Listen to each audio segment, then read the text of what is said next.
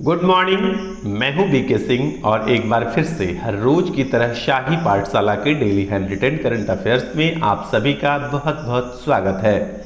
इस सेशन में मैं आपके लिए महत्वपूर्ण वन लाइनर करंट अफेयर्स पर चर्चा करता हूं, जो सभी राज्यों के स्टेट पीसीएस एवं अन्य सभी प्रतियोगिता परीक्षाओं के लिए उपयोगी है। हम आभारी हैं कि आपका ढेर सारा प्यार हमें मिलता रहा है। तो आइए देर न करते हुए शुरू करते हैं। आज है 20 जून 2022 और पेज संख्या है 101 यानी 101। पहला है, भारत के पहले डार्क स्काई रिजर्व का गठन कहाँ किया गया है? तो भारत के पहले डार्क स्काई रिजर्व का गठन जो है यह लद्दाख में किया गया है। और लद्दाख में कहाँ पर किया गया है? तो हैनले स्थित चैंगथेंग वाइल्ड लाइफ सेंचुरी को जो है यह डार्क स्काई रिजर्व के रूप में घोषित किया गया है। तो ये आपके लिए बहुत इंपॉर्टेंट प्रश्न हो जाता है कि भारत के पहले डार्क स्काई रिजर्व का गठन कहाँ किया गया है? तो उत्तर हो जाएगा लद्दाख में। यूनियन टेरिटरी है, केंद्र शासित प्रदेश है। और मैं यहाँ पर बता दूं कि सबसे बड़ा केंद्र शासित प्रदेश जो है आपका लद्दाख है। और लद्दाख में जो यह डार्क स्काई रिजर्व है दुनिया का सबसे ऊंचा डार्क स्काई रिजर्व है। ठीक है, अब आइए चलते हैं दूसरे प्रश्न की ओर।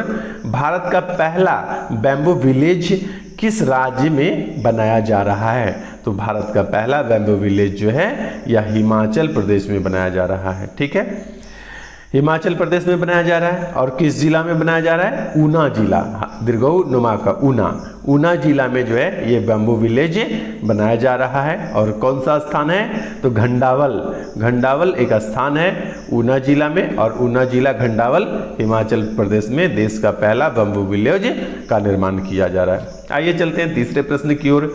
तीसरा प्रश्न है, उत्तर कोरिया की पहली महिला विदेश मंत्री कौन बनी है? तो उत्तर कोरिया की पहली महिला विदेश मंत्री चो सन हुई बन गई हैं। तो याद रखिएगा, चो सन हुई।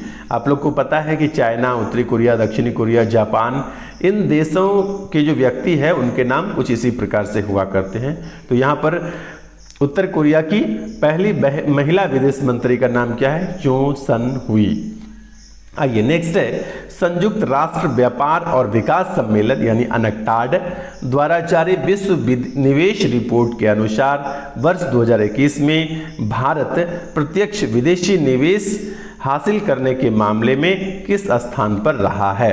तो प्रत्यक्ष विदेशी निवेश स्थान हासिल करने के मामले में भारत 7वें स्थान पर रहा है। मैं यहाँ पर आपको जानकारी दे दूं कि भारत 2020 में जो भारत के पास प्रत्यक्ष विदेशी निवेश हुआ करता था ये कितना था? 64 अरब डॉलर। और वर्तमान में 2022 में ये कितना रह गया है? ये हो गया आपका 45 अरब डॉलर। तो यहाँ पर 19 अरब डॉलर का इधर 2 साल में आपको कमी देखने को मिल रहा है। यहाँ कुछ और बात जानने जरूरी है कि अमेरिका प्रत्यक्ष विदेशी निवेश हासिल करने के मामले में जो है नंबर 1 पर है। इसके पास 367 अरब डॉलर है प्रत्यक्ष विदेशी निवेश। चाइना दूसरे नंबर पर है 181 अरब डॉलर के साथ है। और हांगकांग जो है यह तीसरे नंबर पर है 141 अरब डॉलर के साथ है। और भारत का स्थान का क्या है? तो 7वां स्थान है भारत के पास। और कितने? 45 अरब डॉलर मात्र भारत के पास प्रत्यक्ष विदेशी निवेश है। सभी बिंदुओं पर ध्यान रखिएगा, याद रखिएगा। अगला पॉइंट है, महात्मा गांधी राष्ट्रीय ग्रामीण रोजगार गारंटी योजना यानी मनरेगा के नए लोकपाल के रूप में किसे नियुक्त किया गया है? तो मनरेगा के नए लोकपाल एनजे ओझा को नियुक्त किया गया है। नए लोकपाल मनरेगा के कौन बन गए हैं? एनजे ओझा। ठीक है, चलिए आइए नेक्स्ट है, हाल ही में आकांक्षा व्यवहारे एक खिलाड़ी के तौर पर सुर्खियों में रही है। तो वह किस खेल से संबंधित है? यानी आकांक्षा व्यवहारे जो है किस खेल से संबंधित है? तो आकांक्षा व्यवहारे का संबंध है भारोत्तोलन से है। आकांक्षा व्यवहारे का संबंध किससे है? भारोत्तोलन से है। ठीक है, मैं यहाँ पर बता दूं कि आकांक्षा व्यवहारे ने युवा भारोत्तोलन विश्व चैंपियनशिप में रजत पदक जीता है। कौन सा पदक जीता है? रजत पदक जीता है। मैक्सिको में आयोजित यह भारोत्तोलन चैंपियनशिप में आकांक्षा ने 40 किलोग्राम भार वर्ग में हिस्सा लिया था और उसने 127 केजी उठाकर जो है यह रजत पदक अपने नाम कर लिया है। तो याद रखिएगा, आकांक्षा व्यवहारे का संबंध किस खेल से है? तो भारोत्तोलन से है आकांक्षा व्यवहारे का संबंध। आइए चलते हैं, नेक्स्ट है, फ्रांस के चैटेलरॉक्स शहर में पैरा शूटिंग विश्व कप खेल का आयोजन हुआ। अवनी लेखरा के अलावा किसने स्वर्ण पदक जीतकर इतिहास बनाया है? कहने का मतलब है कि अवनी लेखरा ने भी स्वर्ण पदक जीता है, और उसके अलावा और कौन खिलाड़ी हैं जिन्होंने स्वर्ण पदक जीतकर इतिहास रच दिया है? तो ये हैं श्रीहर्ष देवारेड्डी। क्या लिखा हुआ है? श्रीहर्ष, श्री और हर्ष, श्रीहर्ष देवारेड्डी। अवनी लेखरा के अलावा श्रीहर्ष देवारेड्डी ने चैटेलरॉक्स शहर में आयोजित पैरा शूटिंग विश्व कप खेल में जो है स्वर्ण पदक जीता है। मैं यहाँ पर बता दूं कि फ्रांस में आयोजित निशानेबाजी विश्व कप में अवनी लेखरा ने दूसरी बार स्वर्ण पदक जीता है। पहली बार कहाँ पर जीता था? तो टोक्यो पैरा ओलंपिक 2020 में भी उन्होंने स्वर्ण पदक जीता था। तो अवनी लेखरा का यह दूसरा स्वर्ण पदक है, और श्रीहर्ष देवारेड्डी का पहला स्वर्ण पदक है। यह फ्रांस में आयोजित हुआ था। फ्रांस में किस शहर में? चैटेलरॉक्स शहर में पैरा शूटिंग विश्व कप। ठीक है, ध्यान रखिएगा। अब आइए चलते हैं अगले प्रश्न की तरफ। किस संगठन ने जानवरों के लिए भारत की पहली कोविड-19 वैक्सीन, क्या नाम है? एनोकोवैक्स जारी किया है? तो एनोकोवैक्स किसने जारी किया है? केंद्रीय कृषि मंत्रालय के द्वारा एनोकोवैक्स जारी किया गया है। ये एनोकोवैक्स है क्या? तो जानवरों के लिए भारत की पहली कोविड-19 वैक्सीन है एनोकोवैक्स। चलिए आइए, नेक्स्ट है, अगला है आपका कि हाल ही में सुरक्षा मित्र, क्या है? सुरक्षा मित्र परियोजना सुर्खियों में रहा है। यह क्या है? तो सुरक्षा मित्र परियोजना जो है वह वाहन निगरानी प्रणाली है। सुरक्षा मित्र क्या है? वाहन निगरानी प्रणाली।